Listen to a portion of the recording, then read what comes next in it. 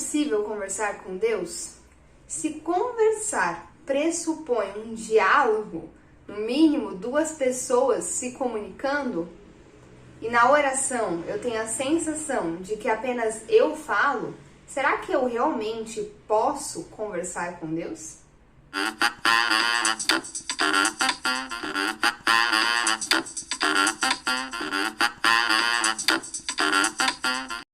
E aí, já pensou nisso alguma vez? Já teve a sensação de que você estava falando com a parede? Essa sensação é bem comum quando a pessoa não tem a prática de ler e estudar a Bíblia. Aí você deve estar pensando, de novo com essa conversinha de ler a Bíblia. Sim, gente, isso é muito importante. Porque eu quero te contar um segredo hoje. Sabe como funciona a conversa com Deus? A conversa com Deus, como qualquer outra conversa, tem dois fatores, dois agentes. Então tem o que fala, o que responde e assim por diante. Então nós temos a pessoa que está falando, que está comunicando, que somos nós enquanto oramos, e nós temos a resposta, nós temos aquele que está retornando, que está comunicando a resposta da nossa oração. E essa resposta, gente, vem pela palavra de Deus. A palavra de Deus é a parte da resposta, é a parte da comunicação com Deus contigo. Gi, então Deus não pode falar de outra forma, a não ser pela palavra? Claro que ele pode.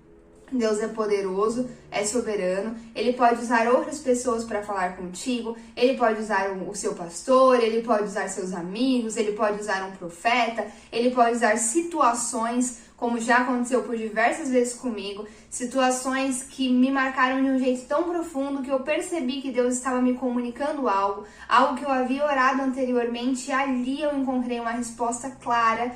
Então sim, ele pode se comunicar de diversas formas, mas a Bíblia é a principal delas. Por quê, gente? Porque a Bíblia é o nosso filtro. É através da palavra de Deus, através da Bíblia, que a gente consegue filtrar se aquilo que está vindo à nossa mente, se aquilo que a gente acha que é uma resposta de Deus, verdadeiramente é de Deus, ou não são coisas da nossa própria carnalidade, ou até do próprio inimigo tentando implantar coisas que não agradam ao Senhor na sua mente. Eu vou dar um exemplo. Tem um vídeo que eu gravei aqui no canal que eu falo sobre como ouvir a voz do Espírito Santo. E aquele vídeo teve bastante comentários. Inclusive algumas pessoas falando que às vezes ouviam vozes dizendo que elas não eram amadas por Deus. E as pessoas perguntando se aquilo vinha da parte de Deus. Gente, não vem da parte de Deus. Se você é um leitor da Bíblia, você sabe que Deus te ama profundamente, ama tanto que enviou o seu único filho, Jesus Cristo, para que morresse por seus pecados. E essa é a maior prova de amor de todas. Então ele te ama muito. Se você tem conhecimento a respeito da Escritura, rapidamente você compreende que isso não vem da parte de Deus, repreende esse tipo de ensinamento, esse tipo de pensamento e se refugia nas Escrituras, porque elas são a verdade e continua sendo. A palavra de Deus continua sendo a verdade.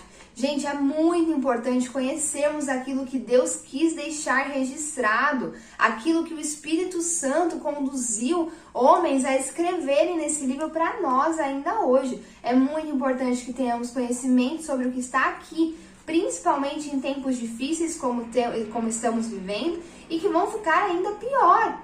Através da palavra de Deus, conhecendo a palavra de Deus, a gente consegue ter uma coisinha chamada discernimento. O conhecimento sobre as Escrituras te ajuda a discernir. Discernir é saber diferenciar tipos de espírito. É saber se aquilo provém do Espírito Santo de Deus ou provém de espíritos malignos. E existem muitas coisas, gente, muita fala, muita conversa que tem uma boa aparência, que tem aparência de paz, que tem aparência de bom, que tem aparência de felicidade, mas no fim isso provém de um espírito maligno e não do Espírito do Senhor. Se você tem entendimento sobre a palavra de Deus, você consegue captar. Eu vou te dar um exemplo. Vivemos um período em que é muito comum as pessoas buscarem por felicidade a todo custo. O propósito de vida da pessoa é ser feliz. Não importa o que ela precise fazer para isso, não importa quem for atingido para que ela alcance sua felicidade, não importa os meios, a pessoa precisa alcançar a felicidade. E às vezes, ensinamentos e conselhos pautados na felicidade chegam até nós e parece muito bonito, parece lindo, parece atraente. Mas se você é um leitor da Bíblia, você sabe muito bem que felicidade não é o alvo das nossas vidas, mas muito e muito mais do que felicidade. E aí talvez você esteja se pensando, Gi, mais do que felicidade, o que você...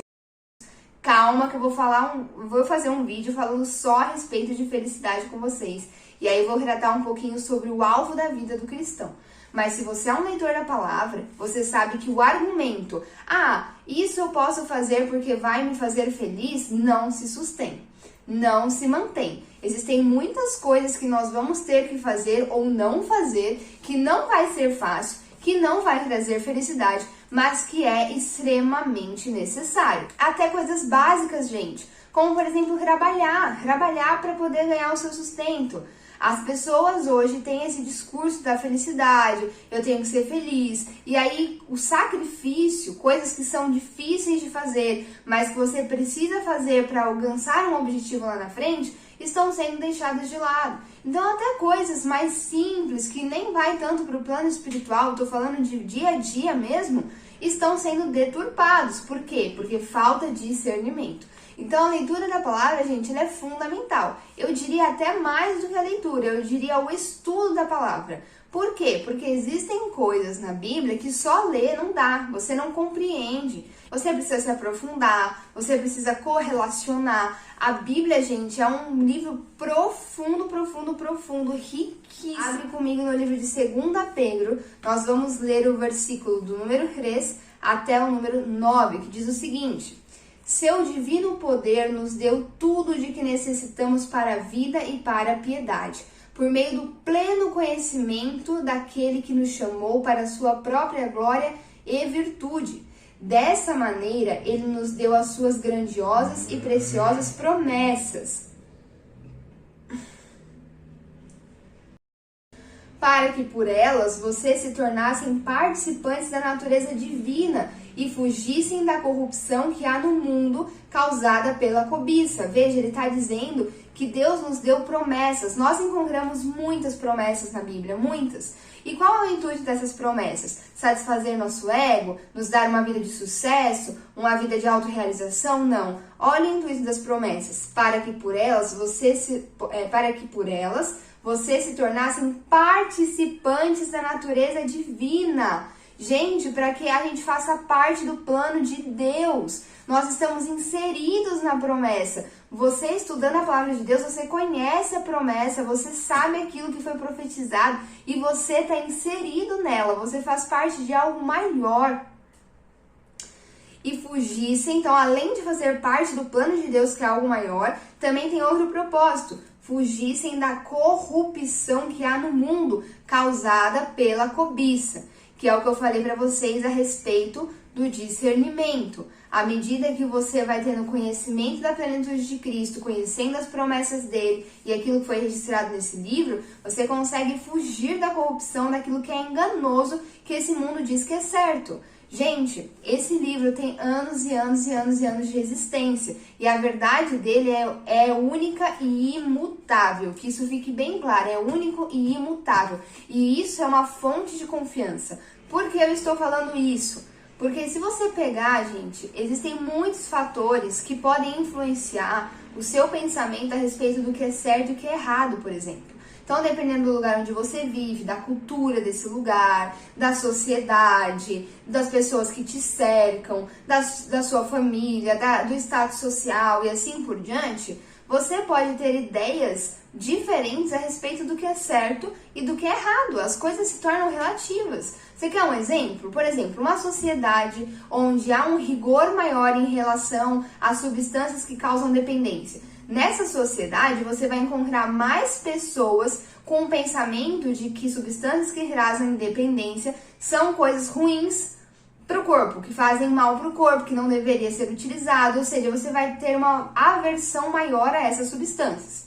Em lugares onde isso é liberado, onde as substâncias que causam dependência não são tratadas com esse mesmo rigor, as pessoas desse lugar vão ser mais tolerantes a esse tipo de substância, elas não vão ter a mesma aversão.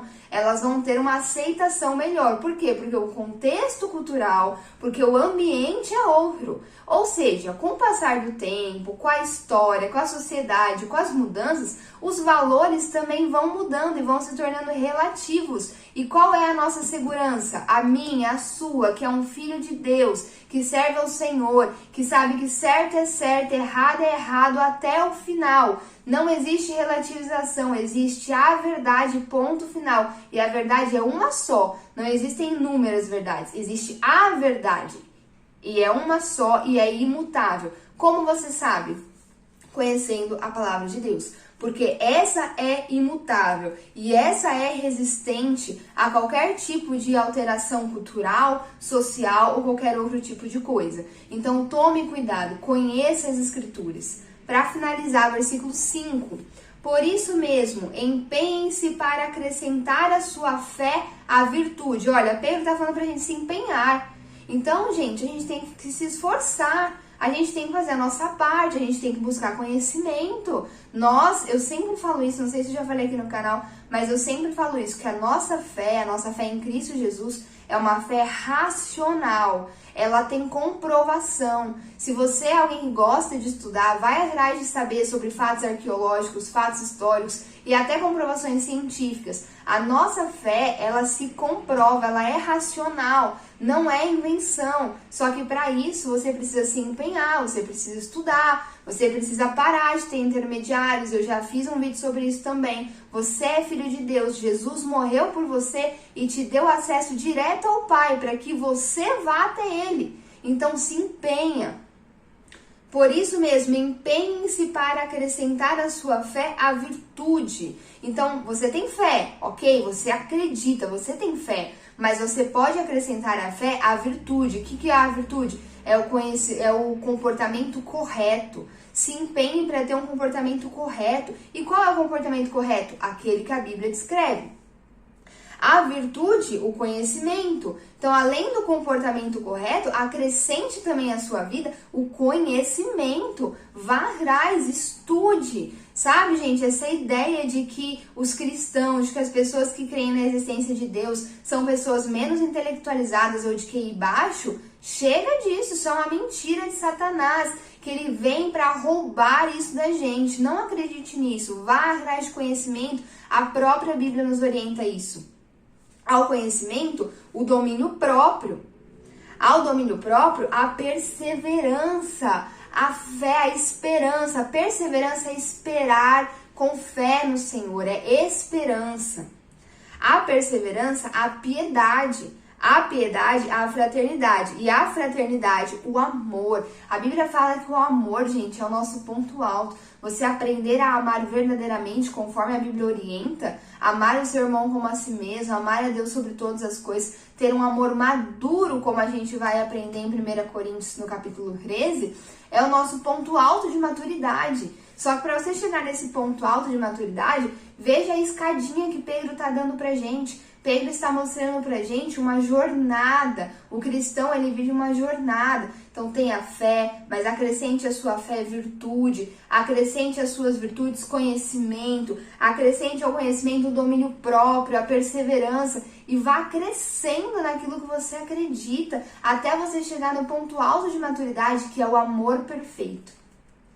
Por quê? Por que fazer tudo isso? Porque se essas qualidades existirem e estiverem crescendo em sua vida, elas impedirão que vocês, no pleno conhecimento de nosso Senhor Jesus Cristo, sejam inoperantes e improdutivos. Gente, se você seguir essa escadinha, digamos assim, essa jornada que Pedro está desenhando pra gente, você simplesmente vai estar lutando contra a inoperatividade, a improdutividade enquanto cristão. Sabe o que é isso? Você vai parar de ser um cristão egoísta, que só olha para o seu umbigo, que conhece a verdade do Senhor, que conhece sobre a salvação, que conhece sobre a libertação, que conhece tudo de bom que Jesus dá para você, mas que não compartilha com ninguém, que não está preocupado com o plano de Deus, que não vive para o evangelho, mas vive apenas para suas próprias conquistas. Você vai começar a ser alguém que produz frutos, frutos espirituais. A sua vida tem uma utilidade. Por favor, faça bom uso dessa utilidade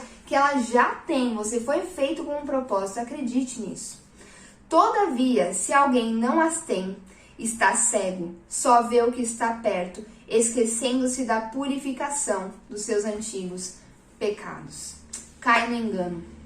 Então, gente, mais uma vez, estude a palavra de Deus, converse com Deus, faça suas orações e estude a palavra de Deus para conhecer o Deus a quem você serve. Não crie seus próprios deuses na sua cabeça. A cabeça do ser humano é facinho pra gente criar nossos deuses. A gente cria Deus do jeito que a gente quer, do jeito que é favorável. Ele aceita o que eu quero, eu posso viver da forma que eu quiser, mas não é assim. Deus é um, Ele é único, Ele existe, Ele está vivo, está no céu olhando para nós. E Ele tem as suas características, Ele tem os seus atributos, Ele tem valores. Conheça o Deus a quem você serve. Deus abençoe e até a próxima.